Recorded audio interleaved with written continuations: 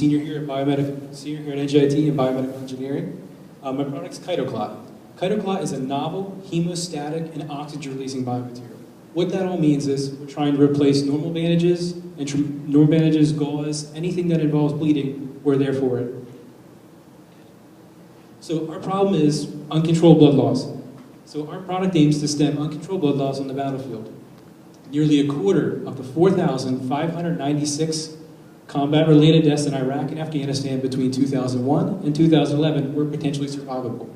90% of these cases, the leading cause of death was uncontrolled blood loss. So our product intends to reduce that number. But Chito2-Clot isn't just for traumatic injuries. Any instance where there's bleeding, say you have your 6-year-old goes to the park, scrapes his knee, you can use this. It's completely safe and it's reabsorbable. So our solution. Chito2-Clot initiates the clot formation via the common pathway, which is both extrinsic and intrinsic. What that all basically means is, by using both pathways for clotting, it clots extremely fast. Also, chitosan has 2 innate abilities that also aid in this clot formation and the ability to promote hemostasis. The first being, chitosan within Chito2-Clot causes the agglutinin of platelets, which basically means the platelets all just clump together onto the chitosan fiber. And the other thing it does, it swells to form a gelatinous clot. So basically, say you were shot in the leg or any other place, every wound's different. Every wound has a different size or shape. What this actually allows is for it to form-fit the wound. So it doesn't matter what shape it is or how it happens, it'll actually fill that void. By filling that void, you add internal pressure. This internal pressure also helps to stop bleeding. Another huge benefit of Chito2-Clot is that we're the first ever wound dressing that can actually deliver oxygen to the wound. Within Chito2-Clot is a chemical called PFTBA. We call it just as our oxygen carrier. PFTBA basically holds oxygen just due to non-molecular bonds. So what it does in the presence of a concentration gradient is give off this oxygen. This oxygen is delivered to these damaged tissues and cells on the molecular level. What this allows to do is increase their viability and their survival. So say you get hit somewhere in the abdomen or shot, and it's near a kidney or any other vital organ, that organ loses blood flow.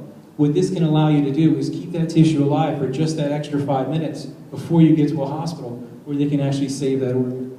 Chito2-Clot is also naturally microbicidal. Basically what that means is it's really good at killing bacteria and fungi without the use of any antibiotics. It ruptures the cell membranes on the bacteria and fungi, thus preventing infection. It's actually extremely effective also against MRSA, which is the most common hospital secondary infection that leads to death. Chito2-Clot is extremely safe. Chito2-Clot is only made of 2 materials, chitosan and PFTBA. The chitosan is actually reabsorbed by the body and broken down into sugar, while the PFTBA leaves the body via gas exchange in the lungs. It's so safe it's actually edible. We don't recommend it, it doesn't taste too well, but you could eat it. So our production costs are extremely low because we're only made of 2 components, chitosan and PFTBA.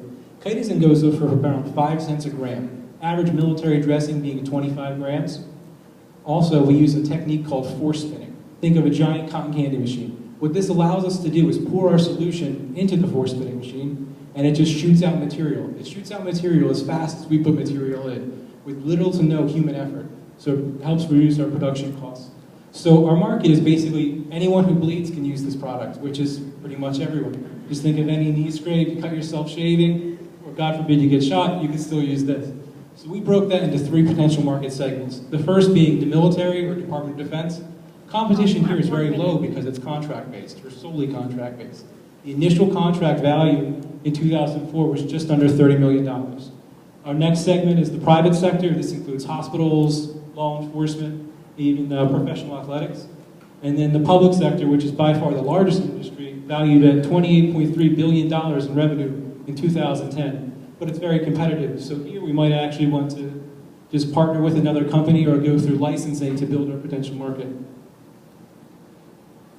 So our competition each segment. So each segment has its own competition. The first being the military segment. The current contract holder is combat gauze.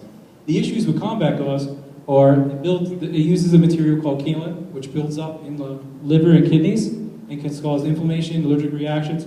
And within the private sector, you have very few hemostatic alternatives, and none of which have infection control. We also have the public sector. Everyone still uses Band-Aids. It's still the same plastic and pieces of adhesive that they used 40 years ago. And then our team qualifications. So our team has experience in running a... Okay, our team's awesome. We're done.